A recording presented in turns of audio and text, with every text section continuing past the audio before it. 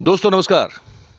4 PM network में आप सबका बहुत बहुत स्वागत है। साथ में दस्तक में भी आपका बहुत बहुत स्वागत है। मैं हूं आपका दोस्त मयूर जानी और जैसे कि आप जानते हैं कि मैं आया हुआ हूं श्रीनगर कश्मीर में। और राहुल गांधी साहब की भारत जोड़ो यात्रा जो थी उसको कवर करने के साथ साथ एक एक जो मुद्दा था वो ये भी था कि कश्मीर के बारे में हम बहुत कुछ सुनते हैं। हम क्योंकि अ, देश के भिन्न-भिन्न हिस्सों में रहते हैं और हमको जो पढ़ने में मिलता है, हमको जो देखने सुनने को मिलता है, वो हमको मानना पड़ता है कि शायद ऐसा ही कुछ होगा। तो हमने सोचा कि यात्रा तो है ही अपनी एक जगह, लेकिन क्यों ना वहाँ जाके हम आम आदमी से लेके जो लीडर लोग हैं, जो जमहूरियत के यहाँ के, उन सब से बात करें, रूबरू हों और उनको भी आपसे रूबरू करवाएँ और उनकी ज़ुबानी वो क्या कहना चाहते हैं कि कश्मीर आज की स्थिति में क्या है? कश्मीर के बारे में जो भी आज तक अभी तक जो है देश में सोचा गया है या एक छवि बनी है, वो क्यों है? हकीकत उनके नज़रिए से क्या है? और फिर हम आप पे छोड़ेंगे कि आपने इनसे जो है क्या समझा है, क्या सोचा है और क्या जाना है? मैं अभी जो जिन शख्सियत के साथ मैं अभी बैठा हूँ, मुज़फ़्फ़र शाह साहब हैं और वो अवामी नेशनल कॉन्फ्रेंस के वाइस प्रेसिडेंट हैं।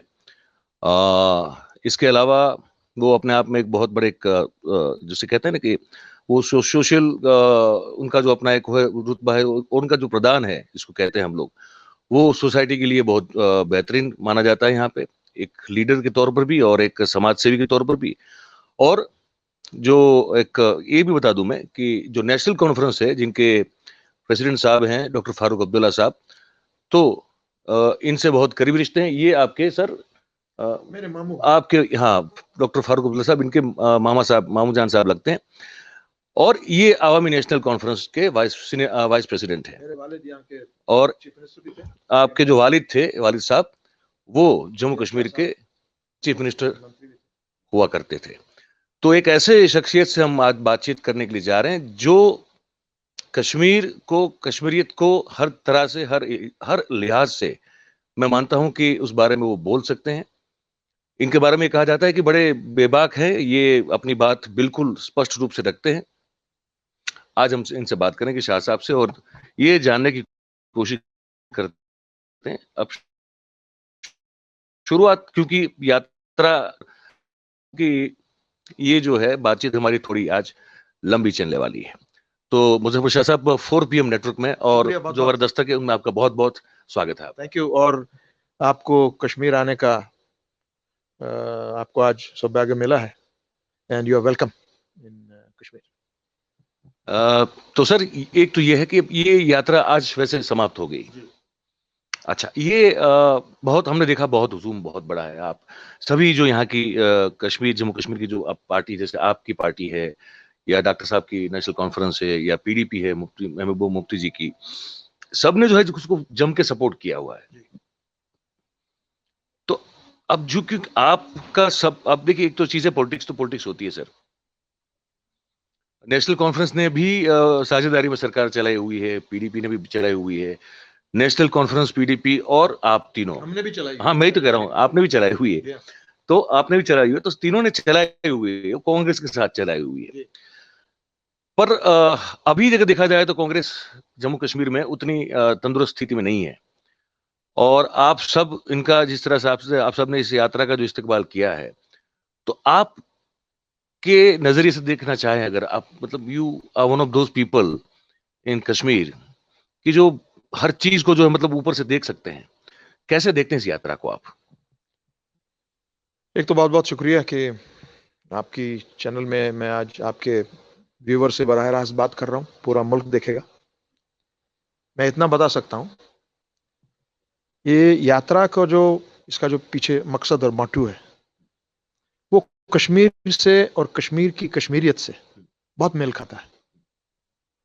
वो इस चीज से खाता है कि कश्मीर की जो हिस्ट्री है ये करीब 5,000 साल पुरानी history, 5,000 year old recorded history. और कश्मीर हमेशा सेक्युलरिज्म का गहवारा रह चुका है। We have always believed in secular politics. We have never gone in for hatred, never. बीच में ये पिछले 30-40 साल से बिकॉज ऑफ द जो यहाँ प्रॉब्लम हुई 1989 से, जिसमें मिलिटेंसी उठ के आई, उतना जुल्म जबर होने के बावजूद भी, जिसमें और हमारे पंडित बरादरी के लोगों को यहां से पलायन करना पड़ा, उसके बावजूद जम्मू कश्मीर का जो सेक्युलर बॉन्ड है वो नहीं टूटा है। और आज हम लोग इस यात्रा में क्यों शामिल हुए? सिंपल, 1947 में मेरे नाना के टाइम पे, शेर कश्मीर के टाइम पे, शेख मोहम्मद अब्दुल्ला के टाइम पे, जब महात्मा गांधी यहां आए थे, उस वक्त उनकी अगुवाई यहां पे मेरी नानी मरहूम बेगम अब्दुल्ला ने और मेरी मदर, जो शेख साहब की सबसे बड़ी लड़की हैं, उन्होंने की थी। उनके प्रेयर मीटिंग्स वगैरह। और जब चारों तरफ खून खराबा था, पंजाब में, दिल्ली में, यूपी के साइड में, बंगाल के साइड में, कश्मीर एक ऐसी मुस्लिम मेजॉरिटी स्टेट थी जहां पे हर एक पंडित घराने के घर के सामने, every single house of a Kashmiri Pandit, national conference के 3-3 वॉलंटियर खड़े हुए।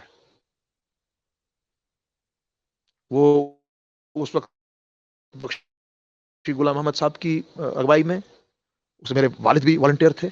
ऐसे लोग थे। शेर कश्मीर की जो एस टीम थी, और यहां पर एक बाल भी बांका नहीं हुआ किसी हमारी माइनॉरिटी का, बिल्कुल नहीं। आज जो ये यात्रा है, मैं इसका बैकग्राउंड इसलिए दे रहा हूं कि उस वक्त जब गांधी जी यहां आए थे, उन्होंने यहां पे ऐलान किया, दिल्ली जाकर भी, यहां पर भी कहा कि अगर मुझे उम्मीद की किरण हिंदुस्तान में से कहीं से दिख रही है, दैट इज फ्रॉम कश्मीर। यहां पे किसी एक माइनॉरिटी के बाल को बांका नहीं होने दिया शेख मोहम्मद अब्दुल्ला ने। वही चीज मुझे आज याद आई जब मैं यात्रा में था। हमने सपोर्ट क्यों किया? क्योंकि जो पैगाम लेकर ये यात्रा चल रही है, कन्याकुमारी से लेकर यहां तक, एक ही चीज, हेट्रेड की पॉलिटिक्स को खत्म कर दीजिए, कम्युनल पॉलिटिक्स को यहां से खैराबाद कर दीजिए, हिंदू मुस्लिम जो डिवाइड है इसको बंद कर दीजिए। ये मुल्क हम सबका है, हम पूरे इसके हिस्सेदार हैं सब, हिंदू हो, मुसलमान हो, सिख हो, ईसाई हो, बौद्ध हो, जो भी कश्मीरी पंडित हो, बाहर के जितने भी हमारे फिरके हैं, जो गुलदस्ता बनाता है हिंदुस्तान का। और इस यात्रा ने यह दिखाया कि मैसिव मेजॉरिटी जो हमारे मुल्क की है, it has proved today its credentials in front of the whole world. पूरे दुनिया के सामने उन्होंने आज ये दिखा दिया है कि जो हिंदुस्तानी एक है वो कम्युनल नहीं है। और चूंकि हमारी परंपरा 5000 साल से यही है, और गांधी जी को किरण यहां से दिखाई दी, आज वो दोबारा रिपीट यहां से हुआ। कश्मीर के लोग जोक दर जोक निकले। इसमें कोई पार्टीबाजी नहीं थी। पार्टी के कुछ लोग थे, हमारे कुछ लोग थे, पीडीपी के कुछ लोग होंगे, नेशनल कॉन्फ्रेंस के कुछ लोग होंगे, मगर इसमें लोग उमड़ आए, जनो मर्द बच्चे उमड़ आए। किस चीज के लिए? One programme, no to communal politics, yes to communal harmony. ये इस यात्रा का मुद्दा और मकसद था, इसलिए उसको सपोर्ट हुआ। अभी का जो दौर देख रहे हैं आप, इनकी यात्रा का भी मकसद ये की था कि नफरत छोड़ो और भारत जोड़ो। नफरत छोड़ो, भारत जोड़ो। भारत जोड़ो, कश्मीर आपको यही सिखाता है जी। तो आज की जो स्थिति है कश्मीर की, और पिछले 4 साल से जैसे आप यूनियन टेरिटरी बन चुके हैं, ये स्थिति में क्या लगता है आपको कि कश्मीर के अंदर एक दूसरे के प्रति, मतलब मैं कह रहा हूं कि हिंदू मुसलमान के प्रति क्या नफरत बढ़ी है? क्या ये जो टारगेटेड किलिंग्स की बार जो बात आती है हमारे पास, ये बढ़ती नहीं जा रही है क्या? एक बात मैं आपको बता दूं, यहां के लोगों के लिए, मेरे लिए, मेरे जैसे जो हजारों लाखों यहां पे हैं, आज भी हमारे सबसे करीबी दोस्त कश्मीरी पंडित हैं, और कश्मीरी पंडितों के दोस्त कश्मीरी मुसलमान हैं। कहीं भी जाइए आप मुल्क में, वर्ल्ड में, अगर कश्मीरी पंडित और कश्मीरी मुसलमान आपको दिखेगा, वो बगलगीर उधर ही हो जाएंगे और अपनी अलग टेबल लगा देंगे। टुडे अब there are black sheep everywhere. ये एक मसला हुआ 1989 में, उसका उसका उसका अताब पड़ा मुस्लिम मेजॉरिटी पे बहुत जबरदस्त तरीके से, और उसका अताब चूंकि उस वक्त मरकज की सरकार वीपी सिंह साहब की थी, सपोर्ट बीजेपी का था, गवर्नर जगमोहन साहब को यहां भेजा गया और उन्होंने कंट्रोल लिया।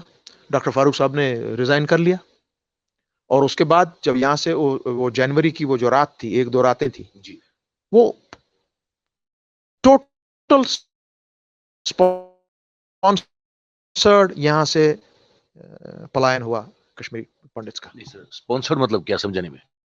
वो हटा के they wanted to have a massive crackdown, और उसके बाद जो इस तरीके का क्रैकडाउन हुआ और प्रॉमिस किया गया हमारी पंडित बरादरी को कि आपको 2 या 3 महीने के अंदर अंदर हम वापस आपको यहां वापस लाएंगे, इट नेवर हैपेंड। और क्या हुआ उन दिनों में, when it was the worst period, करीब 219 के आसपास कश्मीरी पंडितों को मारा गया और उसके साथ साथ उसी पीरियड में मोर देन 4,500 कश्मीरी मुस्लिम्स वे बुचर्ड।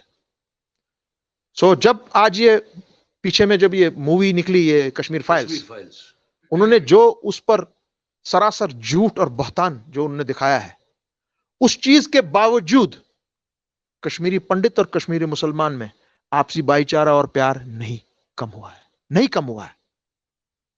और आज जब आप देखेंगे, आज to come back to today's days, आजकल जिस तरीके से कश्मीरी पंडित बरादरी के साथ डील किया जा रहा है, यहाँ के जो मुलाजिम हैं, जिस तरह से यहाँ पे किलिंग्स हुई, अनआइडेंटिफाइड गनमैन की किलिंग हुई, करीब पिछले 5-6 महीने में अनआइडेंटिफाइड गनमैन आपको भी गोली लगाता है, मुझे भी गोली लगाता है, कश्मीरी पंडित को भी गोली लगा रहा है, एक सिख हमारी बहन थी उसको भी गोली लगाई। देयर वर अबाउट, अगर 2 दर्जन के करीब ये किलिंग्स हुई हैं, उसमें से 85 टू 87% इज मुस्लिम्स, बाकी बेचारे लोग हमारे ये माइनॉरिटी के।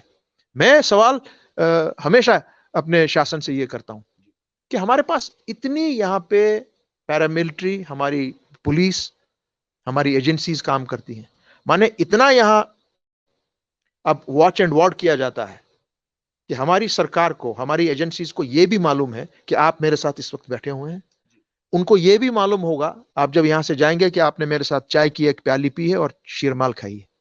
Such is the network today. इस नेटवर्क के होते हुए मुझे यह बताइए खुदारा, जब हमारी लाखों की फुट सोल्जर्स हमारे ग्राउंड पे हैं, सीआईडी का महकमा ग्राउंड पे है, जिस पर हम हजारों करोड़ों रुपए हर साल खर्च करते हैं, आपका और मेरा tax money, how this has happened? जब आपको यह भी पता है कि बॉर्डर से अंदर कौन आ रहा है और बॉर्डर से यहां कौन जा रहा है, कितने बजे कोशिश कर रहा है आने की, कितने बजे कोशिश कर रहा है जाने की, why are you not able to identify this unidentified gunman who is killing me, who is killing my Kashmiri Pandit brother also, who is killing me a Sikh, who is killing my Sikh behan also? This is my question. My question to this particular answer of yours, which you have raised a question, आपने जो उठाया अभी, उसके संदर्भ में मेरा सवाल ये है कि आप ये कह रहे हैं कि वो अनआइडेंटिफाइड गनमैन है। कौन है? नहीं तो अगर ये अनआइडेंटिफाइड गनमैन है तो आप ये कह रहे हैं कि ये मिलिटेंट नहीं है। We don't know. हमारे शासन, our administration, the LG government has failed to identify him. I don't know who he is. This is our question to them. But who are they? कौन है ये लोग जो इस तरह कर रहे हैं? And they can strike at you. वो आपको मार सकता है उसकी मर्जी के मुताबिक, उसकी जगह को चूज करके मुताबिक और टाइम उसका। इतना बंदोबस्त होने के बावजूद हम फेल हो गए हैं इस चीज को, हम फेल हो गए अपनी माइनॉरिटी को प्रोटेक्शन देने के लिए, हम फेल हो गए, जो मुस्लिम मेजॉरिटी के इतने लोग मरे, हम दोनों तरफ से फेल हो गए। चाहे यहां मेरे पुलिस का आदमी मरे, चाहे मेरी आर्मी का जवान मरे, चाहे सीआरपीएफ का मरे, कश्मीरी मुसलमान मरे, हिंदू मरे, हमारा सिख बरादर मरे, सिख बहन मरे, यहां हम ये वी डोंट एक्सेप्ट इट। खून खून है, किसी का घर उसी वक्त उजड़ जाता है, वो पुलिस से हो, आर्मी से हो, वो भी मेरा भाई है। यहां पे अपने 10,000, 20,000, 30,000, 40,000, 1 लाख रुपए की नौकरी कर रहा है, अपना घर पाल रहा है, और फिर कभी कभार उसकी लाश घर चली जाती है। बेहद अफसोस है हम सबको मगर हम कुछ कर नहीं पा सकते। सर एक मन में मेरे और मेरे जैसे बहुत सारे लोग जो कश्मीर को बाहर से देखते हैं, जो हर कोई तो कश्मीर ऐसे आ नहीं सकता है, आने के लिए भी तो एक लंबा सफर करना पड़ता है, बहुत सारी चीजें होती है, अनुकूलन भी होना चाहिए, मतलब कन्विंस भी होना चाहिए।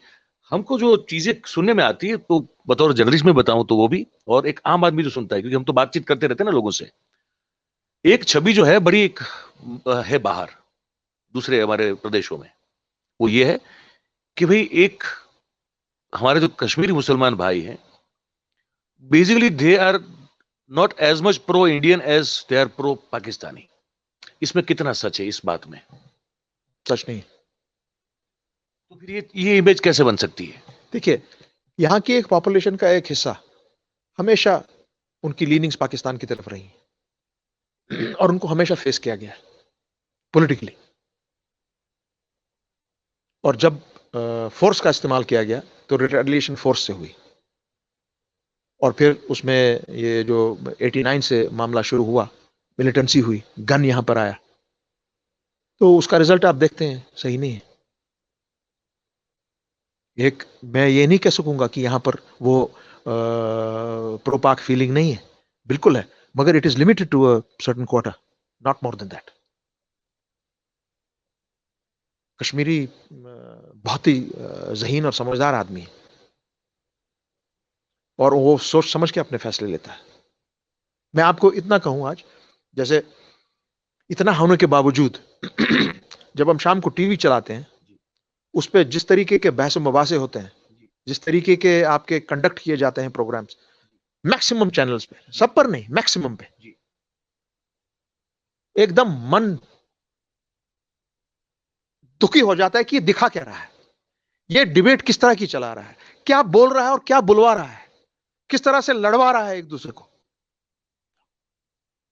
अब मैं आपको ये कहूं, आप यहां आए हैं, हाँ, you are a non Muslim, आप अभी यहां पे शाम का टाइम है, आप उठिए, निकलिए, आपके पास कोई सिक्योरिटी नहीं है, कोई पुलिस नहीं है, कोई कुछ नहीं है, आप देखिए आपका स्वागत दुकानों में, घरों में, आपके जो भी कोलीग्स यहां पे होंगे, आपका किस तरीके से किया जाएगा। आपको लगेगा कि भाई जो मैं शाम को सुनता हूं, ये आपका जवाब है, वो तो यहां है ही नहीं। आप डल लेक में जाइए, इस वक्त बुलेवार्ड पे जाइए, देखिए आपकी क्या खातिर होगी और क्या वाहवाही होगी।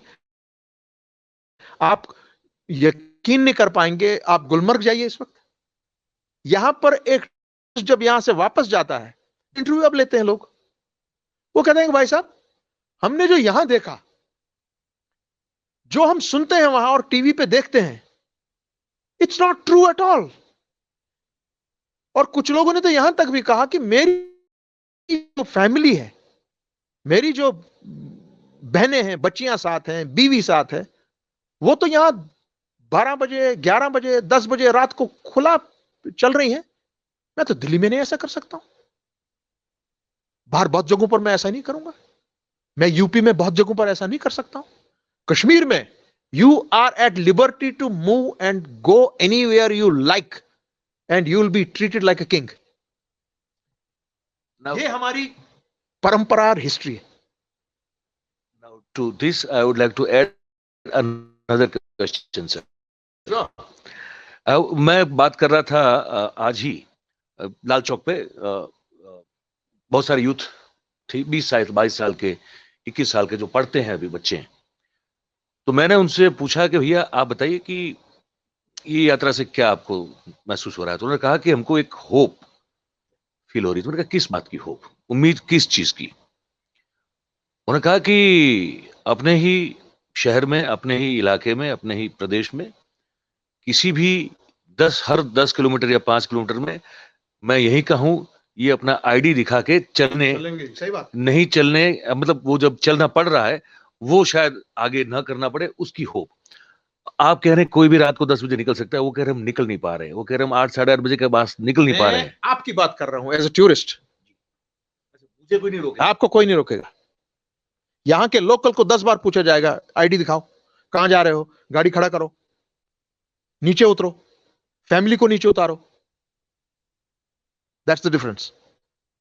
आपको कोई हाथ नहीं लगाएगा। वो आपको यही पूछ रहा है, मेरी धरती, मेरा घर, मुझे पूछना पड़ता है कि क्या मैं यहां से अपने घर जा सकता हूं? हाँ भाई, पहचान पत्र दिखाओ, लो जी मेरा पहचान पत्र ये है। It's not done in a democratic country, it's not done in a secular India, no, constitution does not allow it. ये हमारा मानना है। हम जो भी बात आपसे कर रहे हैं कॉन्स्टिट्यूशन के दायरे के तहत कर रहे हैं, because we uphold the constitution of India in a very high esteem. तो हमारा कॉन्स्टिट्यूशन है। कुछ लोगों से मेरी बात हुई, उनका ये भी था, मैं आपसे इसलिए शेयर कर रहा हूँ और आपकी राय जानना चाहता हूँ। जरूर।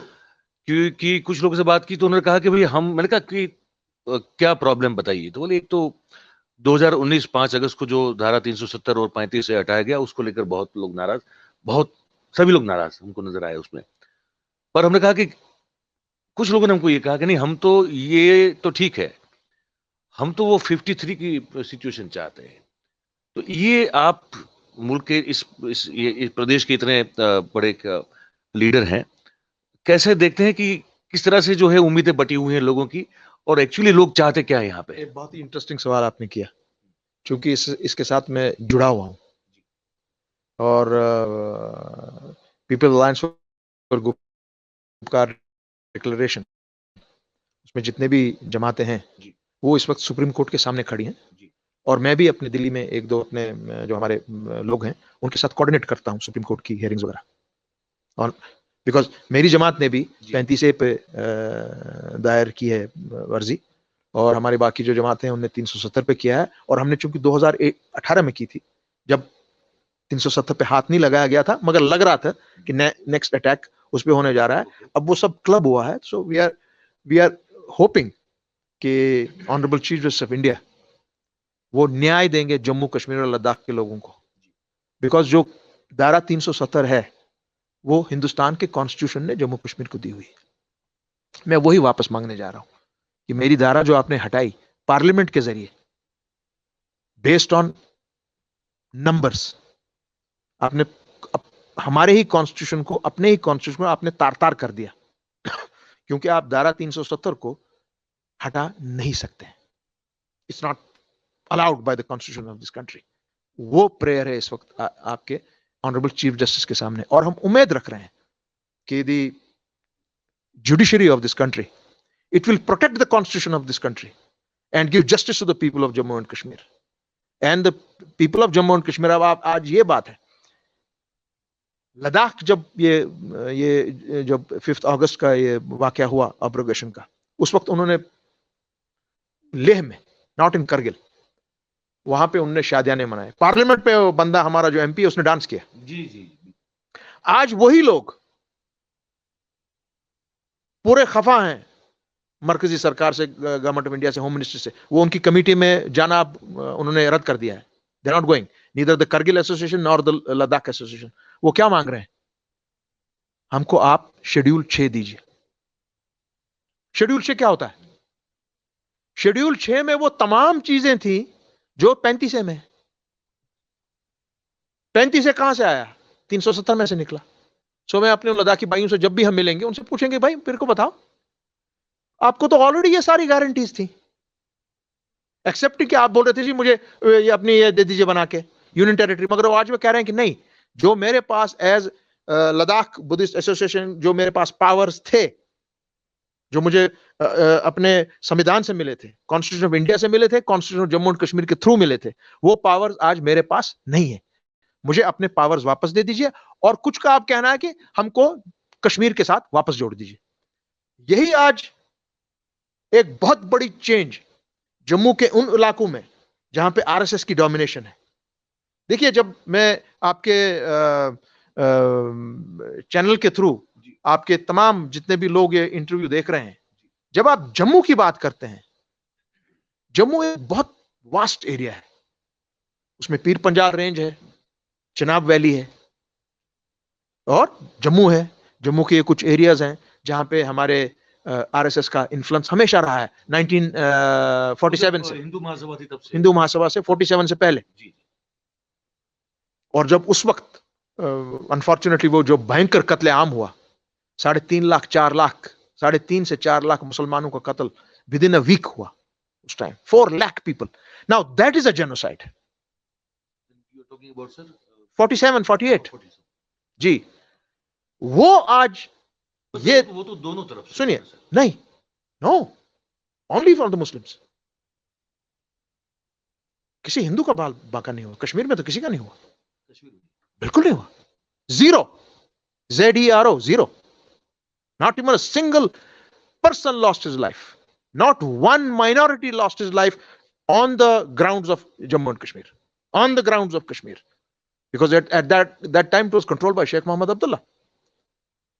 Jammu में कांड हुआ because he was not in charge of the law and order at that time. उस वक्त अबूरी हुकूमत यहां बनी थी। उसके बाद जब उनको फुल चार्ज दिया गया as prime minister, everything stopped within 1 week. Everything stopped within 1 week. खैर वो उधर की बात। कमिंग बैक टू हियर, मसला आज अब क्या है? आज जम्मू वाला आफ्टर डिलिमिटेशन, उसके बाद जो 25 लाख वोटर्स का कोशिश की गई कि उनको एंटर कराएंगे, जो यहां पे काम करने आ रहा है, मजदूर है, टैक्सी चलाने आता है, आप उन सबको भी, या जो हमारी फैक्ट्रीज वगैरह में काम करते हैं जम्मू में, उनको आप देना चाह रहे हैं वोटिंग राइट्स।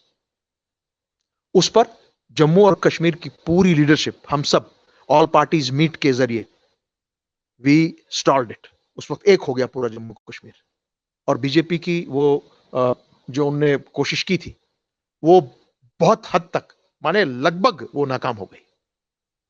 और आज जम्मू का बाशिंदा, अगर आप जम्मू जाएंगे कल, वो आपको आज खुलेआम कह रहा है,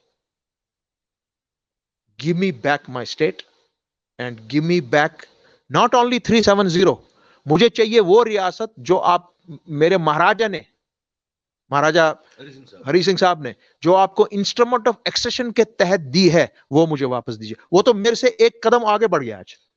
वही उसमें इसलिए मैंने जोड़ा था जी, कुछ लोगों ने ये भी कहा आज। जी, परसों एक बड़े ग्रुप का इंटरव्यू हो रहा था जम्मू में, बाजारों में, और उन्हें एक और बड़ी ब्लंडर की है, उन्होंने दरबार मूव कैंसिल कर दिया।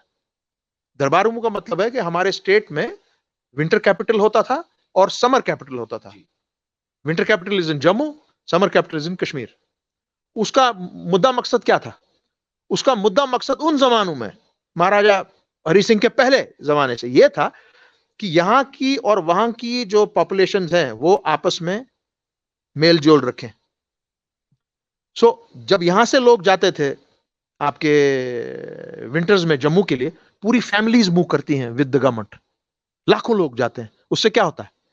एक तो हमारा रुपया घूमता है, इकोनॉमिक, हाँ, और दूसरा है मैं आपके घर में वहां रहता हूं, किराए पे रहता हूं, मेल मिलाप बढ़ता है।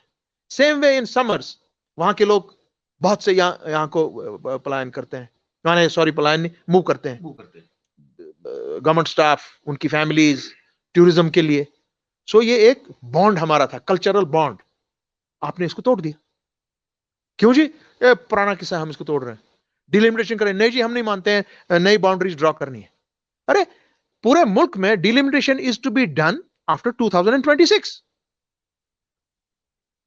और जम्मू कश्मीर की लेजिस्लेटिव असेंबली ने 2001 में, जब बीजेपी के वहां पे 8 मेंबर थे, डॉक्टर फारूक साहब की गवर्नमेंट थी, बेइत्तेफाक की राय, माने in one voice they accepted कि जब यहां डिलिमिटेशन होगी it will be done with the rest of the country. आपने यहां पे डिलिमिटेशन कराई, आपने तहस नहस कर दिया पूरे इसको, हमारी टोपोग्राफी को। ये कौन एक्सेप्ट करेगा?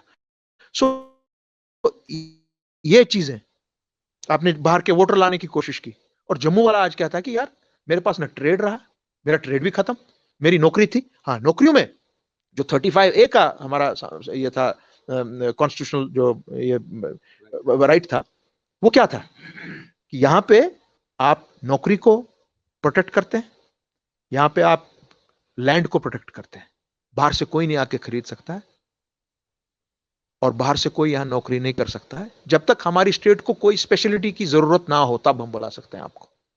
उसमें यह नहीं था कि ये कश्मीरी के लिए।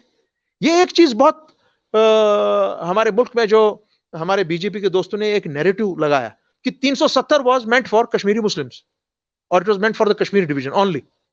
That's not true. 370 is for every citizen of this country living and the state subject of Jammu and Kashmir. Jammu, Kashmir and Ladakh. उसमें हिंदू मुसलमान का मामला कहां से आ गया? आज वो सब समझ गए कि यार ये तो हमको गलत पट्टी पढ़ाई गई।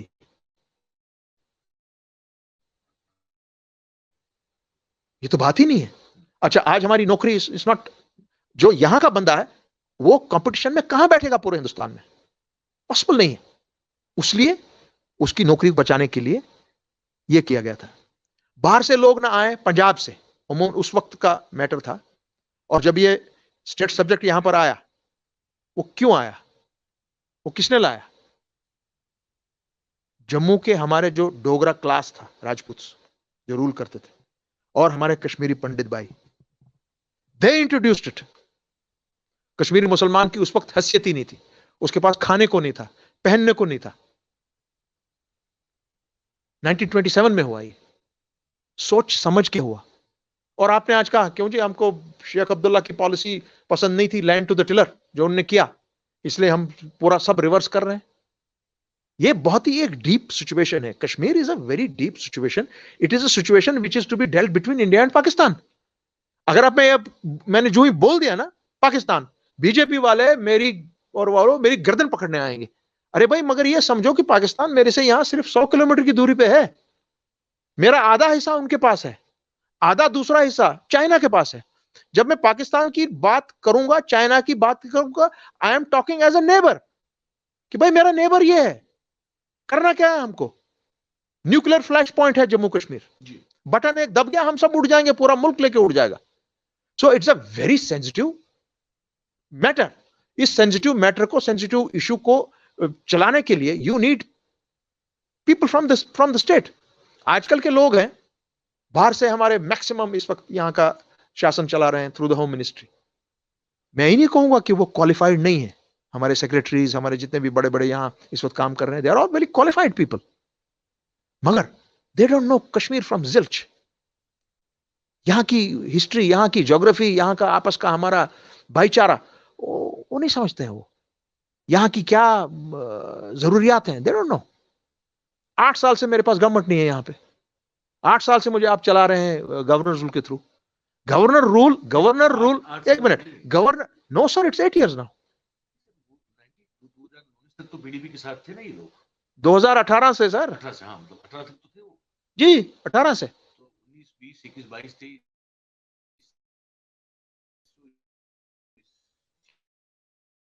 कितने? 6 साल। चलिए 8 साल का मैं, सॉरी, मैं मोदी साहब की सरकार का प्लस ना, सॉरी, गवर्नर रूल लगा ना सर। 8 तो नहीं होते सर, 2016 से लगा है। सरकार 4 साल चलाई मिलके, हाँ, पीडीपी ने और हाँ? बीजेपी ने मिलके, बिल्कुल है ना, बिल्कुल। तो देखिए उसके पहले तो गवर्नर रूल हुआ, उससे पहले गवर्नर, हाँ बिल्कुल। So it is 6 years plus. तो हम यही पूछ रहे हैं, हाउ इन अ कंट्री जो कॉन्स्टिट्यूशन के तहत चलती है, आप किस तरह एक स्टेट को, ऐसी सेंसिटिव स्टेट को आप रख रहे हैं under direct rule from New Delhi? There something is wrong with you. आप इलेक्शन करवाइए, people will either vote for you और they will vote for somebody else. इसमें क्या है? That's democracy. हम डेमोक्रेसी में यकीन रखते हैं, सोशलिज्म और सेक्युलरिज्म में यकीन रखते हैं। हम तो यही बात तो बोल रहे हैं, मगर वो उल्टा बोलेगा, पाकिस्तानी है, पाकिस्तान की बात करता है। कल मैंने एक हमारे बीजेपी के जो पहले नेशनल कॉन्फ्रेंस में थे, उनके प्रोविंशियल प्रेसिडेंट थे जम्मू के, कल वो मैंने खुद सुना उनके जबान से, और मैं दंग रह गया वो सुन के कि ये जो गुपकार के वाले सारे लोग हैं, ये पाकिस्तान की शय पे चलते हैं। यानी मैं भी उसका एक मेंबर हूं। मैं उनसे पूछना चाह रहा हूं कि भाई जरा प्लीज, आपने ये कल इतना बड़ा आरोप लगाया कि they are sectarian, they are communal, ये टुकड़े टुकड़े करना चाह रहे हैं और पाकिस्तान की शय पर आजकल ये काम कर रहे हैं। This is a very serious charge. Very serious charge है, डाउटेडली। सो मैं उनको कहूंगा कि कहीं में हम आपके पीछे ना पड़ जाएं थ्रू लीगल मींस। आपको ये बताना पड़ेगा कि आपके पास क्या प्रूफ है कि फारूक अब्दुल्ला साहब महबूबा मुफ्ती जी, मुजफ्फर शाह, तारिगामी साहब, या हमारे जो एमपी इस वक्त हैं, या सीपीएम सीपीआई के जो लोग हैं, उनको पाकिस्तान से डिक्टेशन मिलती है तो वो कहीं ना कहीं से तो पता होगा ना। या इसी तरह ये बात है जिस तरह अनआइडेंटिफाइड गनमैन यहां घूम रहे हैं, उसका आप इलाज नहीं कर पा रहे हैं।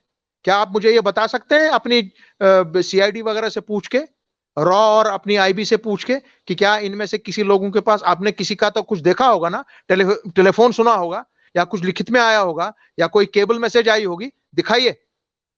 Otherwise don't come up with such charges, because you can be legally held up for this.